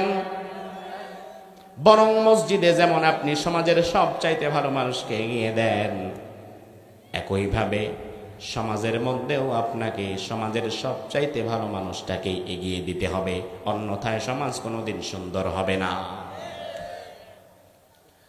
আল্লাহর হাবিব বললেন 9 নম্বরে জাইমুল কওম ইয়ারদালাহুম, নিকৃষ্ট লোক সমাজের কর্ণধার হবে। বর্তমানে আছে না নাই? নিকৃষ্ট লোক সমাজের মধ্যে সবার কর্ণধার হয়ে যায়। আল্লাহর হাবিব 10 নম্বরে বললেন ওয়া উকরিমার রাজুলু মাখাফাতা শাররিহি, কিয়ামতের আরেকটা ভয়াবহ আলামত হচ্ছে, একে মানুষজন জালিমের ক্ষতি থেকে বাঁচানোর জন্য জালিমকে সম্মান করবে, মন থেকে না। কি চমৎকার কথা রাসূলুল্লাহ। আমার ভাইরা লক্ষ্য করেন, আপনি জানেন লোকটা খারাপ, মানুষকে মারে ধরে, মানুষের হক নষ্ট করে খায়, রাস্তার পয়সা চুরি করে খায়, সুদ খায়, ঘুষ খায়, মদ খায়, দুনিয়ার এমন কোনো পাপ কাজ নাই যা সে না করে। কিন্তু বাজারে যখন তার সাথে দেখা হয়ে যাবে, ওই লোকটা যদি হয় আপনার এলাকার একজন বড় দায়িত্বশীল নেতা, তাইলে দেখা হওয়ার পরে কিন্তু আপনি তারে অটোমেটিকলি একটা সালাম দিয়ে দিবেন। কারণ সালামটা যদি না দেন, তাইলে পরের দিন কোনো কাজে যখন আপনি তার কাছে যাবেন, ওই কাজটা আর হবে না, ঠিক কিনা? তার ক্ষতি থেকে বাঁচার জন্য আপনি তাকে সালাম দিলেন। এই সালাম কি অন্তর থেকে না ভয় থেকে? আল্লাহর দরবারে কি এই সালামের কোনো দাম আসেনি? রাসূলুল্লাহ বললেন, কিয়ামতের এটা আলামত, মানুষের ক্ষতি থেকে বাঁচার জন্য তারা সালাম দেবে। নেতাও খুশি, বাবারে বাবা, বাজারে গেলে আমার তো সালামের অভাব নাই, অথচ তোমার এই হাদিস জানা দরকার, সব সালাম তোমার উপরে সালাম না, ওগুলা গজবের বদদোয়া, ঠিক কিনা? মুখে মুখে সালাম দেয়, কিন্তু মনে মনে গজবের বদদোয়া দেয়, আছে না নাই? আল্লাহর হাবিব বললেন এরপরে 11 নাম্বার হচ্ছে যহরাতুল কয়ানাত ওয়াল মাআজিফ। নায়িকা গায়িকা নর্তকী যারা আছে, এই নায়িকা গায়িকা নর্তকীদের মান মর্যাদা সমাজে বেড়ে যাবে। বর্তমানে নাই, আছে না নাই? আমার ভাইরা একটু ইতিহাস লক্ষ্য করবেন। আমি ইউনিভার্সিটির ইতিহাসের ছাত্র ছিলাম। ও ভাই, যারা গান গায় গায়িকা, যারা নাচে অভিনয় করে নায়িকা, এই যে গায়িকা নায়িকা নর্তকী, বর্তমানে তাদের সম্মান মর্যাদা বেশি না কম? কথা কয় না। কিন্তু আজ থেকে বেশি দূরে যাওয়া লাগবে না, অন্তত 150-200 বছর আগে তাকান। 150-200-300 বছর আগে কিন্তু এই কেন্দ্রিক মানুষের কোনো মর্যাদা ছিলই না। কারণ তখনও কিন্তু যারা গান গায় তারা ছিল, যারা নাচে তারা ছিল, অঙ্গভঙ্গি যারা দেখায় তারা ছিল। তবে তাদেরকে ইতিহাসের পাঠ অধ্যয়নের মাধ্যমে আমরা জানতে পারি, আজ থেকে কয়েকশো বছর আগে বাংলায় যখন রাজা বাদশাদের শাসন ছিল, তখন রাজা বাদশাদের খাস কামরায় এক শ্রেণীর নারী গান গাইতো, নাচতো, তাদেরকে বলা হতো বাইজি। কি বলা হতো? কি বলা হতো? বাইজি। আজকে দরকার হলে গুগলে সার্চ করবা বাইজি, তাইলে ইতিহাস পেয়ে যাবা। রাজা বাদশাদের খাস কামরায় যারা শরীর দেখাইতো, নাচতো, গান গাইতো, তারা বাইজি। তবে তৎকালীন সময়ে কোন মুসলমানের ঘরের মেয়ে যদি ভুলেও বাইজি গিরিতে নাম লেখাইতো, ওই এলাকার বাকি মুসলমানেরা যে ঘরের একটা মেয়ে বাইজি হয়ে গেছে, ওই ঘরের সাথে তারা সম্পর্ক ছিন্ন করত। ওই বাইজির সাথে কেউ কোনোদিন তার ছেলের বিয়ে দিত না, বিয়ের সম্পর্ক আনতো না। এমনকি বিষয়টা এমন হতো, ওই বাইজিগিরি যারা করতো তারা বুক ফুলে সমাজে চলতো না। সারা রাত রাজা বাদশারা দরবারে গিয়া নাচতো। সকাল বেলায় রাজা বাদশারা খুশি হয়ে গলা থেকে একটা মালা খুলে দিয়ে দিত, কিংবা 2-4-5টা মোহর ছড়ে দিত। ওইটা নিয়ে মাথাটা ঢাইকা, মাথাটা নিচু করে আস্তে আস্তে ঘরে চলে আসতো, কাউকে জানাইতো না। কারণ সে যে নাচে গান গায়, বাইজিগিরি করে, এটা ছিল অসম্মানের, লজ্জার।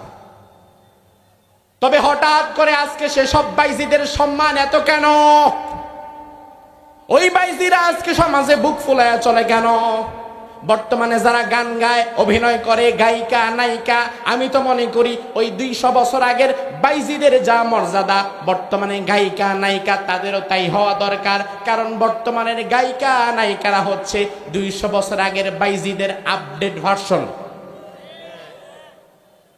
কিন্তু 200 বছর আগে যাদের মান মর্যাদা ছিল না, যাদেরকে মানুষ দেখলে থু থু দিত, যাদের সাথে মানুষ কোনোদিন সম্পর্ক করত না, হঠাৎ করে বর্তমানে 2024 সালে তাদের এত নাম ডাক কেন? তাদের এত নাম ডাকের পেছনে কারণ হচ্ছে মিডিয়া। আপনার মাথায় কথাটা ঢুকে নাই, আমি একটু ঢুকায় দেই, 2টা মিনিট সময় দেন। ও ভাই আমার, মিডিয়া মানুষের মনোজগৎকে পরিবর্তন করে। মিডিয়া মানুষের মনোজগৎ কন্ট্রোল করে।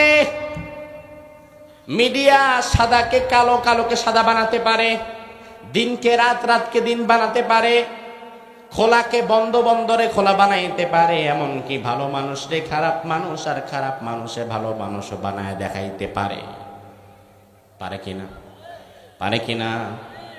মিডিয়া যদি আজকে ধরেন আপনার এলাকায় আমি আলোচনা করতেছি, এই মুহূর্তে এখন বাজে রাত 10টা 14, আগামীকাল যদি বাংলাদেশের সবগুলা মিডিয়া একত্রে নিউজ করা শুরু করে, রাত 10টা 14 সময় ইয়াহিয়া তাকি ঢাকার মগবাজারে একজন নারীর সাথে অপকর্ম করেছে, এবং মিডিয়া যদি কিছু ফেক ছবি আর নিউজ বানাইতে পারে, আগামীকাল কিন্তু দেখবেন বাংলাদেশের সব মানুষ বিশ্বাস না করলেও অন্তত 1/2 কোটি মানুষ বিশ্বাস করেই নিবে।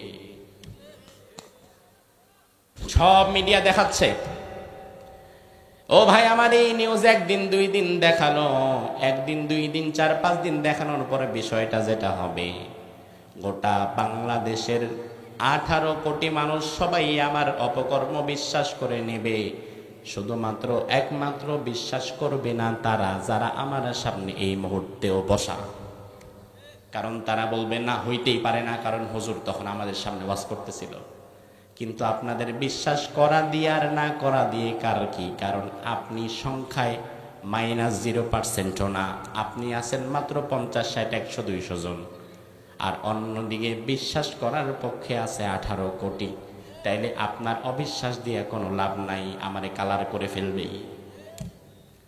আবার মিডিয়া যদি চায় এলাকার চিহ্নিত মার্ডারিস্ট, রেপিস্ট, খারাপ মানুষ, এমন মানুষ যদি মিডিয়ারে জায়গা মতো কাজে লাগায় ফেলতে পারে, তাইলে মিডিয়ারে কাজে লাগানোর মধ্য দিয়া এলাকার সব চাইতে খারাপ মানুষটারও মিডিয়া বড় আল্লাহর ওলি বানায় দেখায় লাগায় দিছে সুপারস্টার।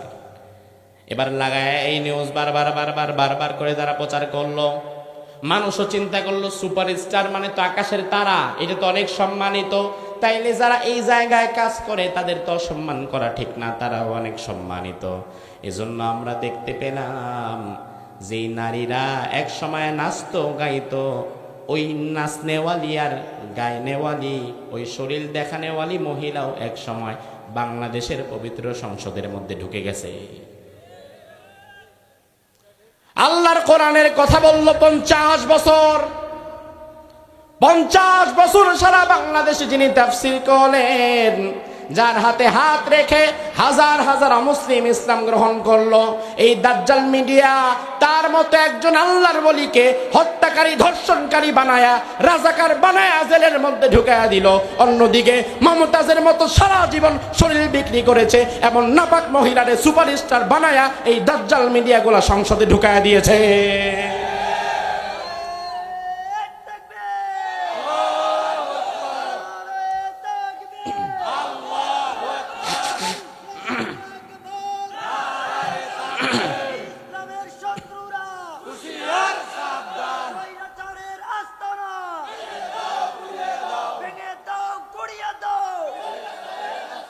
আমার ভাইরা ভালো করে বোঝেন, সুপারস্টার শব্দটা যদি আকাশের তারকা হয়, তাইলে সুপারস্টার কোনোদিন নায়িকা, গায়িকা, পরিমণি, মাহিয়া, মাহি তারা হতে পারে না, বরং আমাদের সুপারস্টার হচ্ছে মিজানুর রহমান আজহারিরা। আমাদের সুপারস্টার হচ্ছে তারা আল্লাহর জমিনে আল্লাহর কোরআন প্রচার করে যারা, ঠিক কিনা? যার তার নামের আগে লাগায় দেয় সুপারস্টার, আকাশের তারকা। আকাশের তারকা তো অপবিত্র নয়, তুমি যার নামের শুরুতে সুপারস্টার লাগিয়েছ, ওই সুপারস্টার নায়িকা, গায়িকা, পরিমণি, মাহিয়া, মাহি, মমতাজ মার্কা মহিলা, এগুলা কি পবিত্র না অপবিত্র? এরা কি সুপারস্টার? বরং আমাদের সুপারস্টার হতে পারে মিজানুর রহমান আজহারি, ঠিক কিনা? আমাদের সুপারস্টার হতে পারে শেখ আহমদুল্লাহর মতো বড় বড় আলেম, আমাদের সুপারস্টার হতে পারে আল্লামা দেলওয়ার হোসেন সাইদি, তিনারা আমাদের সুপারস্টার।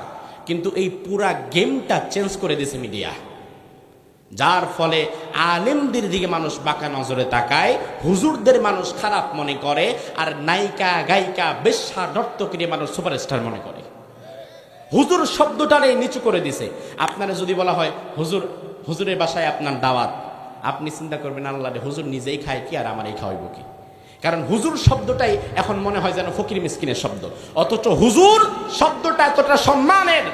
বাংলাদেশের ইতিহাস আপনি পড়বেন, রাজা বাদশাদেরকে নাম ধরে ডাকা হতো না, বলা হতো জি হুজুর জাহাপনা। মিডিয়া এই সম্মানের শব্দটাকে লাঞ্ছিত কলুষিত করেছে, আর নায়িকা গায়িকার নামের আগে সুপারস্টার লাগায় এদেরকে এখন মিডিয়া জাতে তুলে দিয়েছে। ঠিক না ব্যাঠে? রাসূলুল্লাহ কিয়ামতের আলামতে বললেন, সমাজের মধ্যে নায়িকা গায়িকাদের মান মর্যাদা যখন বেড়ে যাবে, যখন দেখবা তাদের ব্যবসা রমরমা জমজমা, মানুষ তাদের জন্য পাগল, কোথাও নায়িকা গায়িকা আসলে হাজার লক্ষ মানুষ একত্রিত হয়ে যায়, তখন বুঝবা তোমার সমাজটাই কিয়ামতের আলামত হয়ে গেছে। আজ এই মাহফিলে যত মানুষ, পাশে যদি আজ কোনো নায়িকা আসতো, তাইলে মানুষ বেশি কোথায় থাকতো? তাইলে বুঝেন কিয়ামতের আলামত শুরু হয়ে গেছে। আল্লাহর হাবিব 12 নম্বরে বললেন, ওয়াশরিবাতিল খুমুর, মদ পানকারীর সংখ্যা বেড়ে যাবে, সমাজে মাদক দ্রব্য বেড়ে যাবে। এখন বাড়ছে না কমছে? জোরে কন। তাইলে যেই 12টা আলামত বললাম, এবার আপনি আপনার বিবেক দিয়ে চিন্তা করে জবাব দেন, এই 12টা আলামত বর্তমান সমাজে আছে না নাই? আমার ভাইরা, এই 12টা আলামত যখন প্রকাশ পেয়ে যাবে, রব্বুল আলামিন এই জমিনকে আর টিকায় রাখতে চাইবেন না, জমিনকে আল্লাহ রাব্বুল আলামিন ধ্বংস করে দিতে চাইবেন। তবে এই জমিন আল্লাহ রাব্বুল আলামিন বানিয়েছেন মূলত ইমানদারদের জন্য। জমিনে যদিও থাকে সবাই ইমানদার, বেঈমান সবাই যদি থাকেও, কিন্তু জমিন মূলত বেঈমানদের জন্য না, জমিন বানিয়েছে আল্লাহ মূলত ইমানদারদের জন্য। সুবহানাল্লাহ। রব্বুল আলামিন বললেন, বান্দা, হুয়াল্লাযী খালাকা লাকুম মা ফিল আরদি জামিআ। ও বান্দা শুনে নাও, আকাশ এবং জমিনে তুমি যা দেখতে পাও সব আমি বানিয়েছি তোমার জন্য। এই আকাশ এই জমিন এগুলো আল্লাহর জন্য দরকার নাই। আমার ভাড়া লক্ষ্য করে বোঝেন, সূর্যটা বানিয়েছেন কে? কথা বলেন। কিন্তু বানিয়েছেন কি আল্লাহর নিজের উপকারে না আমাদের উপকারে? তাহলে আবার জবাব দেন, সূর্য বানিয়েছেন কে? আল্লাহর জন্য না বান্দার জন্য? আল্লাহ সাগর বানিয়েছেন কে? আল্লাহর জন্য না বান্দার জন্য? জমিন বানিয়েছেন কে? দরকারটা কি আল্লাহর না বান্দার? আল্লাহ বললেন, বান্দা, দুনিয়ার সব আমি বানিয়েছি তোমার জন্য, আমার কোনো কিছুই দরকার নাই।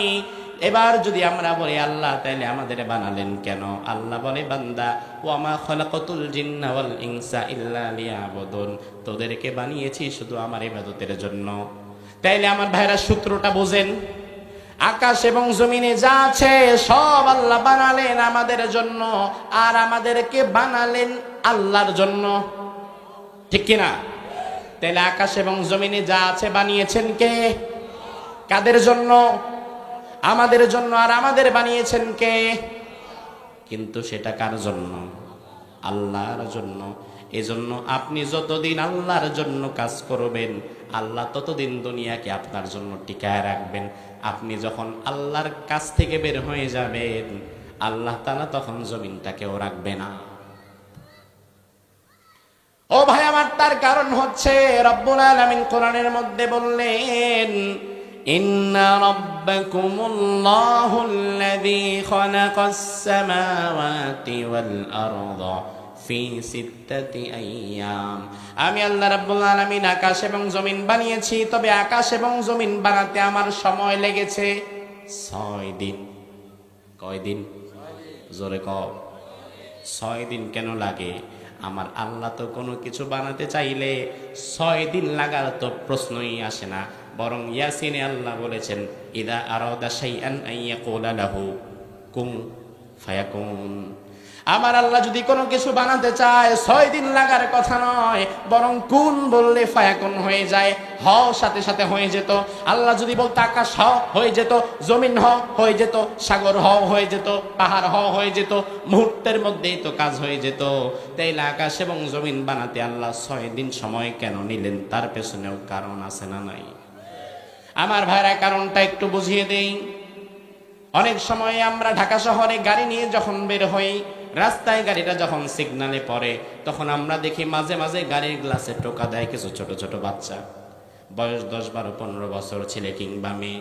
একদিন গাড়ির গ্লাস খুলে বললাম, কি চাও? বলে, স্যার একটা মালা নেন। বললাম, তোমার নাম কি? বলে, রহিমা। আমি বললাম, রহিমা, বয়স কত তোমার? বলে, 14 বছর। আমি বললাম, মালার দাম কত? বলে, 20 টাকা। যদিও মালাটা আমার দরকার নাই, আমি মাহফিলের জন্য বের হয়েছি, কিন্তু আমি চিন্তা করলাম আমার দরকার না থাকলেও মালাটা কিনলে হয়তো রহিমা দুপুরবেলা খাইতে পারবে। এই জন্য সবসময় নিজের দরকার প্রাধান্য দিয়েন না, অনেক সময় অন্যের দরকার প্রাধান্য দিয়ে কিছু কেনাকাটা করবেন।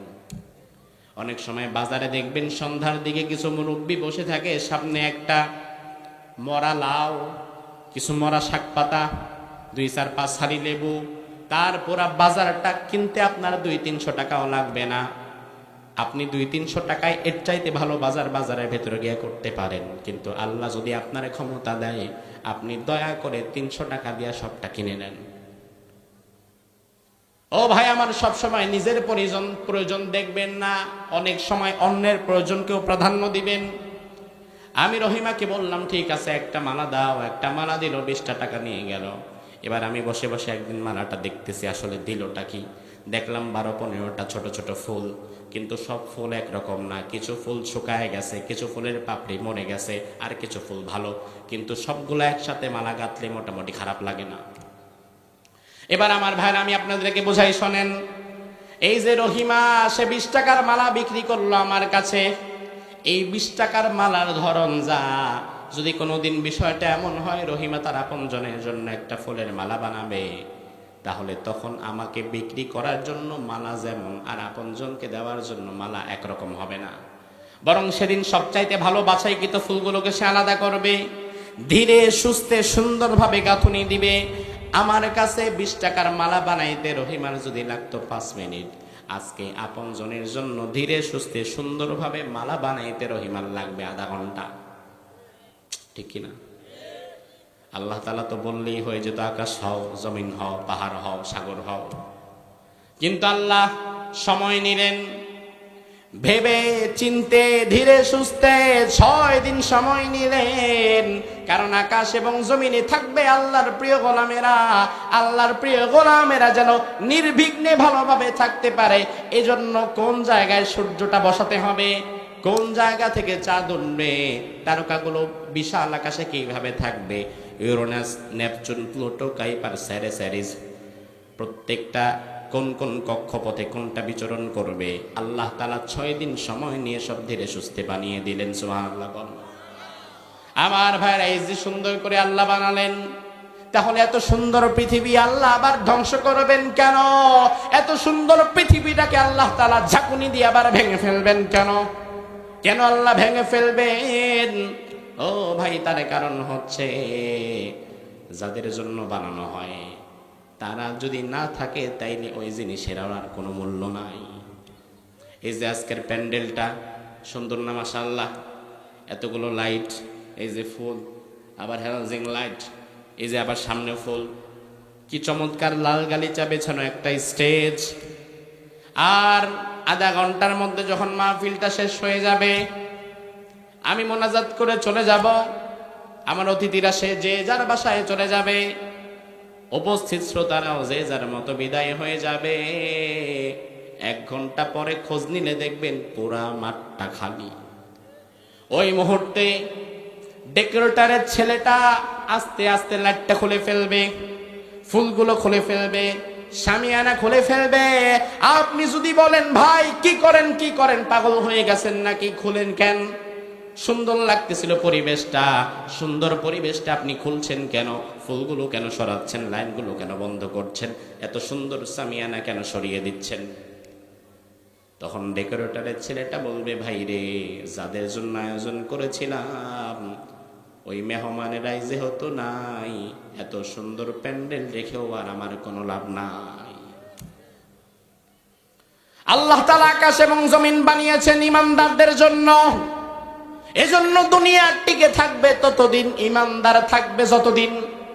ঈমানদার যেদিন থাকবে না, সেদিন আকাশ এবং জমিনকেও আল্লাহ রাখবেন। তাইলে আমার ভাইয়েরা জবাব দেন, আকাশ এবং জমিন টিকে আছে ডোনাল্ড ট্রাম্পের জন্য, কথা কয় না, ভ্লাদিমির পুতিনের জন্য, নরেন্দ্র মোদীর জন্য। আকাশ এবং জমিন টিকে আছে ইউনূসের জন্য, আকাশ এবং জমিন টিকে আছে ইমানদারের জন্য। জোরে কোন কার জন্য? আরো জোরে কোন কার জন্য? আল্লাহর হাবিব কি বলেন এবার দেখেন। আল্লাহর হাবিব বলেন, লা তাকুমুস সাআহ হাত্তা লা ইউকালা ফিল আরদি আল্লাহ আল্লাহ। আল্লাহর জমিন আল্লাহ ততদিন ধ্বংস করবে না যতদিন না পর্যন্ত একজন বান্দা আল্লাহকে আল্লাহ আল্লাহ বলে ডাকতে থাকবে। সুবহানাল্লাহ, এটা বাসায় যাই বলেন। আপনার অবাক লাগে না মিয়া? গোটা আকাশ গোটা জমিন আল্লাহ তাআলা ততদিন পর্যন্ত ধ্বংস করবে না যতদিন না পর্যন্ত একজন ইমানদার আল্লাহকে আল্লাহ বলার মতো থাকবে।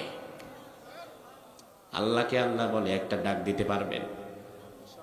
গভীর রাতে এই মুহূর্তে হাজারো মানুষ পাপাচারে লিপ্ত, সেই মুহূর্তে আপনারা যারা বসে আছেন এই গভীর রজনীতে আল্লাহকে অন্তর থেকে একটা ডাক দিতে পারবেন কি ভাই?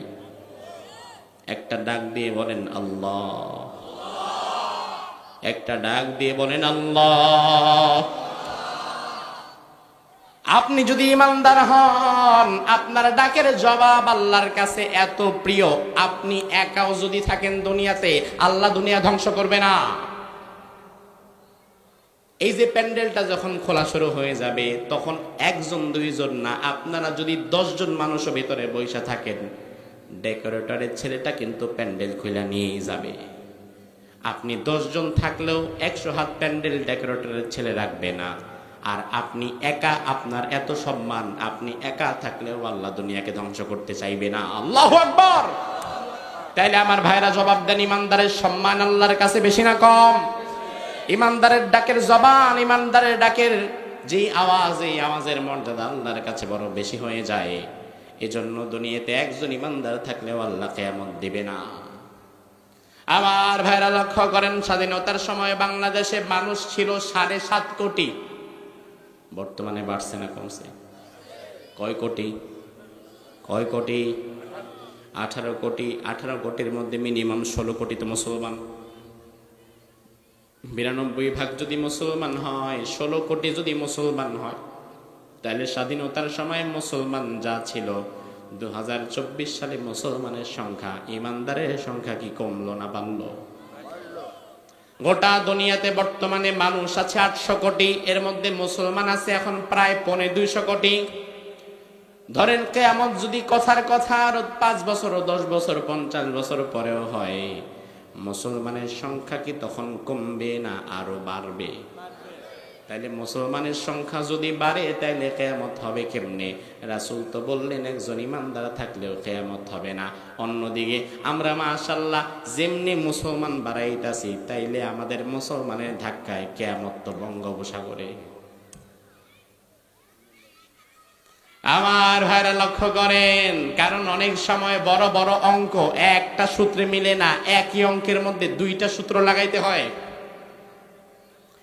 এক হাদিসে যদি আপনার অঙ্ক না মিলে আর একটা হাদিস নেন। রাসূল এক জায়গায় বললেন একজন ইমানদার থাকলেও কিয়ামত হবে না। অন্যদিকে আমরা যেমনি দিন দিন কিয়ামত, যেমনি দিন দিন ইমানদার বাড়াইতাছি, কিয়ামত যে কই চলে গেছে আল্লাহ ভালো জানে। অথচ কোরআন হাদিস তো প্রমাণ করে কিয়ামত পিছায় না, বরং কিয়ামত কি করে? আগায়। তাইলে সমাধান কি হতে পারে? আল্লাহর হাবিব আরেক হাদিসের মধ্যে বললেন, ইয়াতি আলান নাসি জামান ইয়াজতামিউনা ফিল মাসাজিদি লাইসা ফীহিম মুমিন। তোমাদের মাঝে এমন এক জামানা আসবে, যেই জামানায় মসজিদ ভর্তি মুসল্লি থাকবে, লাইসা ফীহিম মুমিন, ওই মুসল্লিদের মধ্যে একজন ইমানদারও থাকবে না। তার মানে 18 কোটি, 16 কোটি, 20 কোটি সংখ্যায় আদমশুমারিতে মুসলমান হতে পারে। মসজিদে বিরাট 5 তলা মসজিদ ভর্তি জুমার দিন মুসল্লি হতে পারে, কিন্তু আল্লাহর দরবারে ইমানদার হওয়া কিন্তু এক বিষয় নয়। ধর্মে হয়তো আপনি ইমানদার দাবি করতে পারেন, আপনি মুসলমান, মুসলমান সংখ্যায় বাড়ছে, তবে বাড়ছেটা কোথায়? বাড়ছে মূলত মুসলমান আদমশুমারিতে। মুসলমান সংখ্যায় বেড়েছে, মূলত ভোটার আইডি কার্ডে ধর্ম কি ইসলাম, গণহারে সবার ধর্ম কি ইসলাম। তাইলে বাংলাদেশে 16 কোটি মুসলমান, 18 কোটি মুসলমান, এতগুলো মুসলমানের বসবাস যেই দেশে, এই দেশের বয়সটা 54 বছর হয়ে গেছে।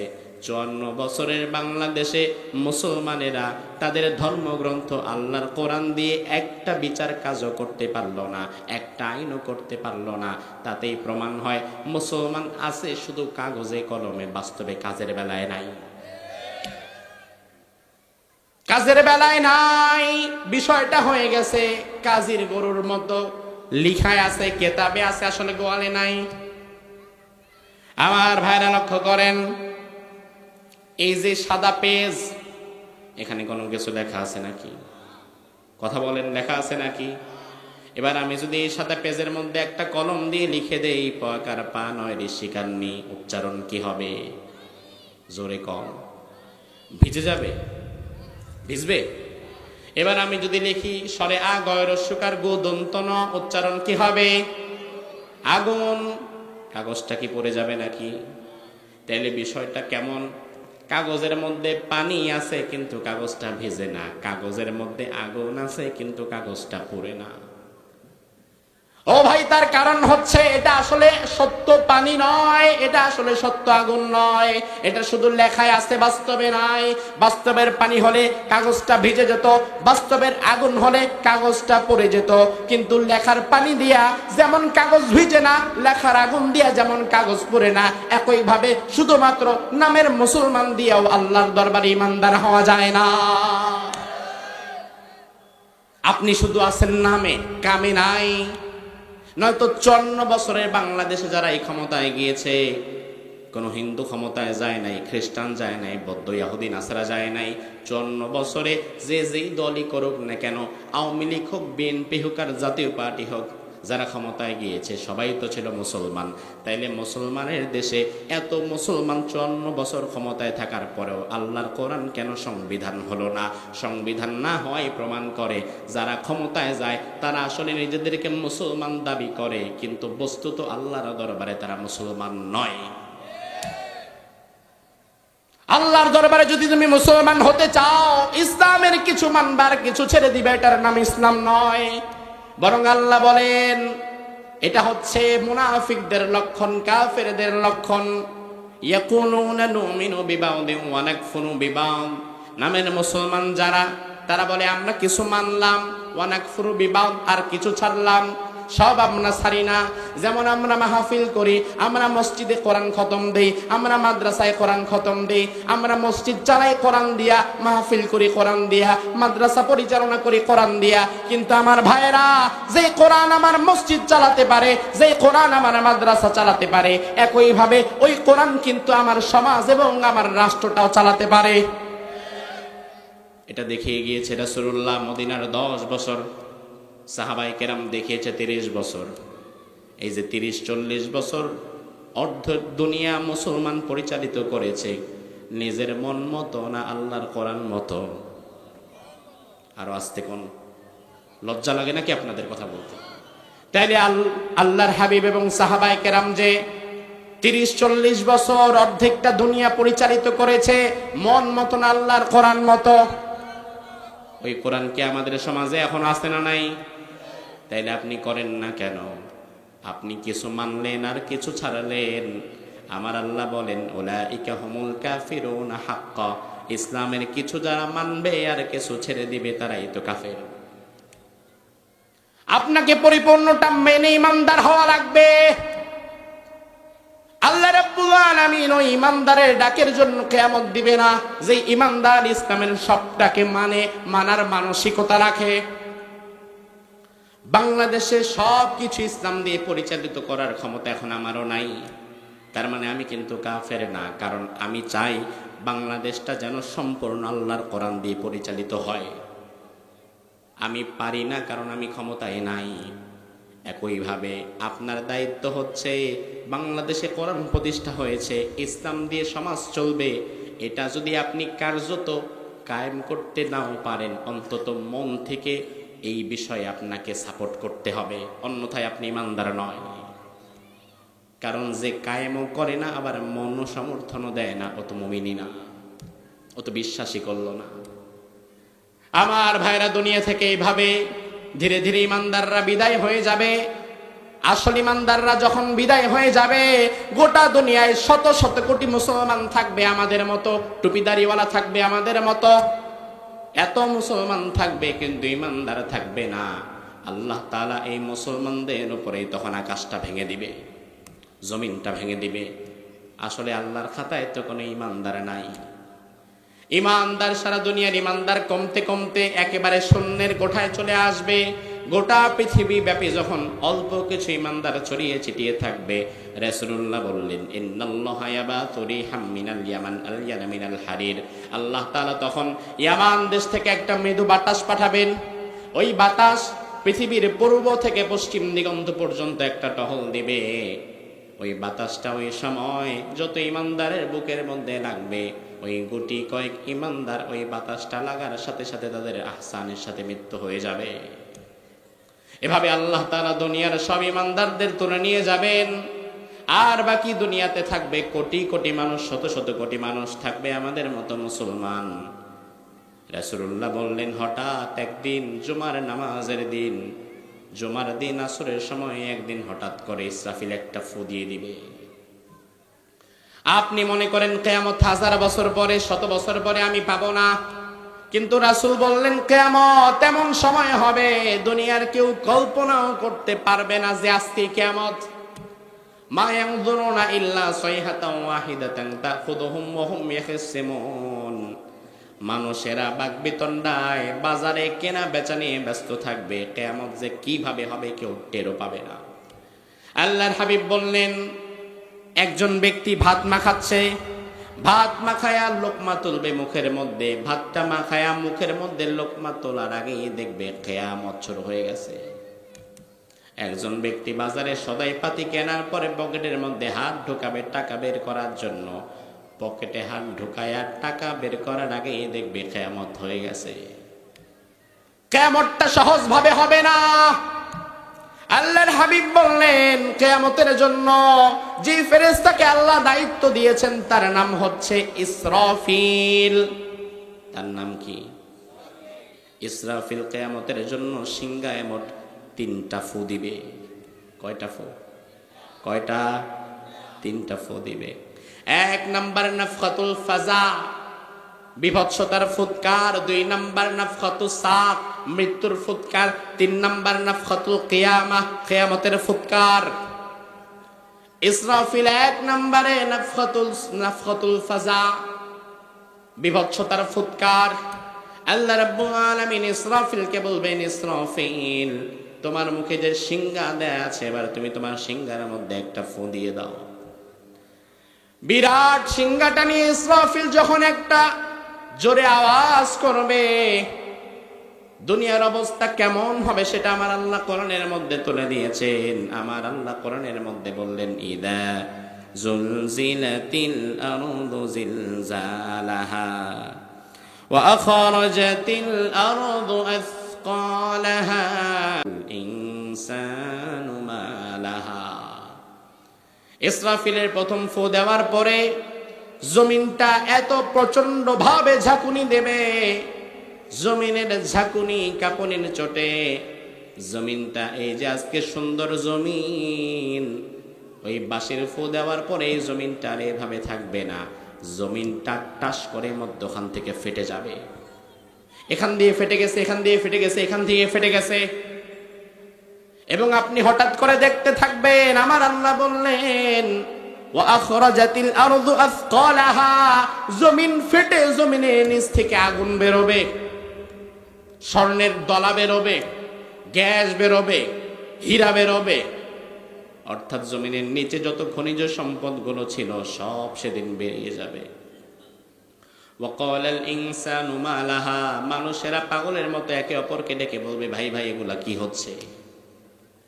আমার আল্লাহ বললেন, ওই দিনটা এমন হবে, প্রথম ফু দেওয়ার পরে ইয়াউমা তারাউনাহা তাযহালু কুল্লু মুরদিয়া আম্মা আরদাত ওয়া তাদাউ কুল্লু যাতি হামলিন হামলাহা ওয়া তারান নাসা সুকারা ওয়া মা হুম বিসুকারা ওয়ালাকিন্না আযাবাল্লাহি শাদীদ।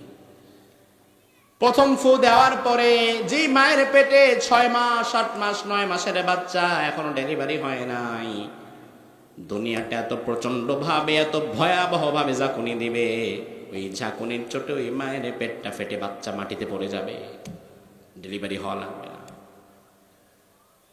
স্তন্যদাত্রী মা, ওই মা তার বাচ্চাটাকে ফেলে দৌড় দিবে আরেক দিকে, মানুষেরা পাগলের মতো মাতালের মতো দৌড়াতে থাকবে।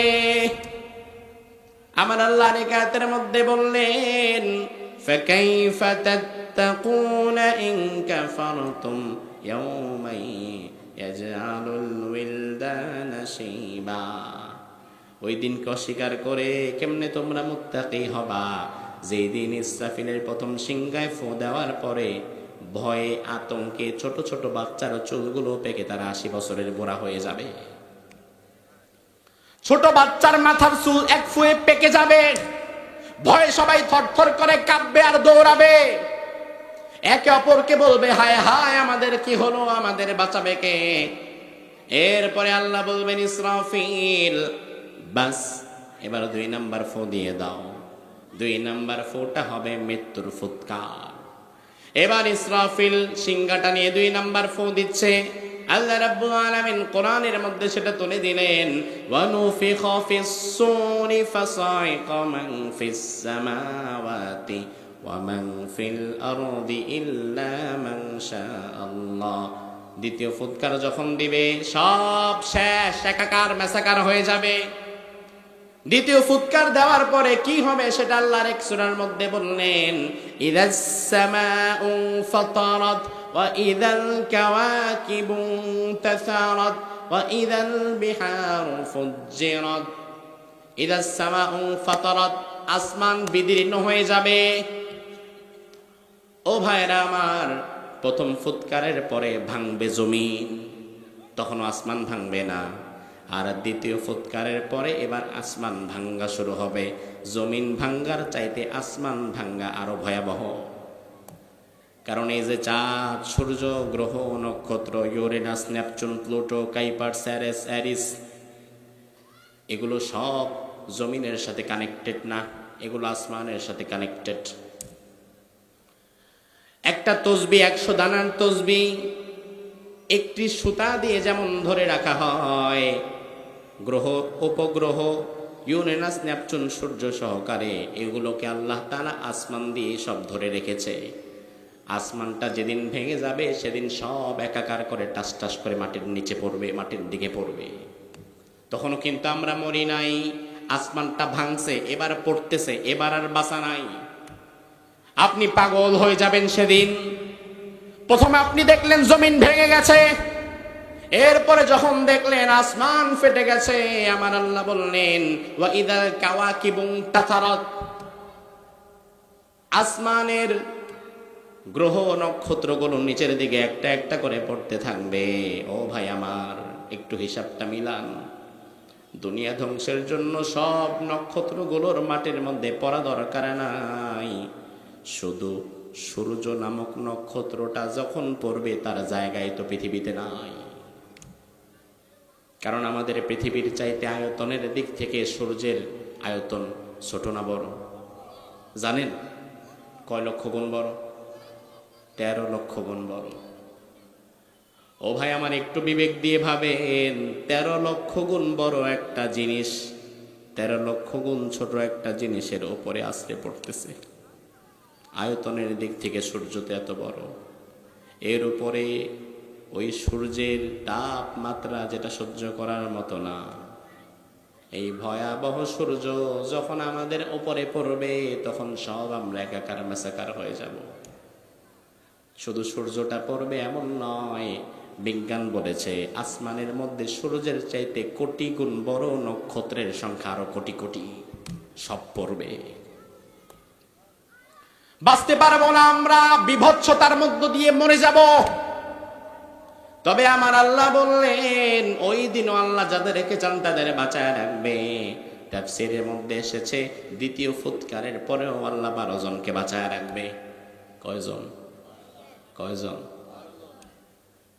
এই 12 জন কারা? তাফসীরের মধ্যে এসেছে তারা হচ্ছে আরশ বহনকারী 8 জন ফেরেশতা, আর আল্লাহর বড় বড় 4 জন ফেরেশতা, এই 12 জন। এবার আল্লাহ মালাকুল মউত রে বলবে, আরশ বহনকারী 8 জন ফেরেশতাকে জান নিয়ে নাও। আরশ বহনকারী 8 জন ফেরেশতার জান নিয়ে নেওয়া হবে। এবার আল্লাহ বলবে, যাও ইসরাফিলের জানটা নিয়ে নাও। ইসরাফিলের জান নেওয়া হবে। যাও মিকাইলের জান নিয়ে নাও, মিকাইলেরটা নেওয়া হবে। যাও জিবরিলের জানটাও নিয়ে নাও, জিবরিলের জান নেওয়া হয়ে যাবে। এবার আল্লাহ বলবেন, মালাকুল মউত এখন আর কে বাকি আছে? মালাকুল মউত বলবে, আল্লাহ বাকি আছেন আপনি, আপনার তো কোনো মৃত্যু নাই, আর আমি আছি। আল্লাহ বলবে, মালাকুল মউত আমার মৃত্যু নাই, কিন্তু তোমার তো আছে, তুমি মরে যাও। মালাকুল মউত সেদিন মৃত্যুর জন্য প্রথম চেষ্টা করবে, নিজের আঙ্গুলগুলো কলিজার মধ্যে ঢুকায় দিবে, কলিজা টেনে বের করতে চাইবে, কিন্তু মৃত্যু হবে না। জিহ্বাটা টান দিয়ে লম্বা করে ফেলবে। মৃত্যুর যন্ত্রণায় মালাকুল মউত সেদিন ছটফট করতে থাকবে, কিন্তু মৃত্যু হবে না। মালাকুল মউত সেদিন আল্লাহরে বলবে, আল্লাহ মৃত্যুর যন্ত্রণা যে এত বেশি, এত বেশি, যদি কোনোদিন আমি জানতাম এত ভয়াবহ দায়িত্ব আমি নিতাম না। আল্লাহ বলবে, মুথিয়া মালাকুল মউত, ও মালাকুল মউত তুই মরে যা। আল্লাহরে অর্ডার দেওয়ার পরে মালাকুল মউতের জান বের হয়ে যাবে। এবার আমার ভাইরা জবাব দেন, আকাশে জমিনে ভেতরে বাহিরে আর কেউ জীবিত আছে নাকি? কথা হয় না। কিন্তু আছেন একজন, তিনি কে? জোরে বলেন, তিনি কে? আমার আল্লাহ বললেন, কুল্লু মান আলাইহা ফান ওয়া ইয়াবকা ওয়াজহু রাব্বিকা যুল জালালি ওয়াল ইকরাম ফাবিআই আলাই রাব্বিকুমা তুকাযযিবান। সব ধ্বংস হয়ে যাবে, সব শেষ হয়ে যাবে, কেউ বাকি থাকবে না, শুধু বাকি থাকবেন একজন, তিনি কে? তাফসীরে জালালাইন প্রণেতা বলেন, বাইনান নাফখাতাইনি 40 সানা, 2 ফুৎকারের মাঝে এবার আল্লাহ 40 বছরের একটা গ্যাপ রাখবে। আমার ভাইরা, কিয়ামতের জন্য কিন্তু ইসরাফিলের সিংহায় ফু দেওয়ার কথা ছিল কয়টা? ভুলে গেছেন কয়টা? কিন্তু দিছে কয়টা? তার মানে বাকি আছে আরেকটা। এবার 3 নাম্বার ফু আর 2 নাম্বার ফু এর মধ্যে আল্লাহ 40 বছর একা থাকবে। এই 40 বছর আর কোথাও কেউ নাই।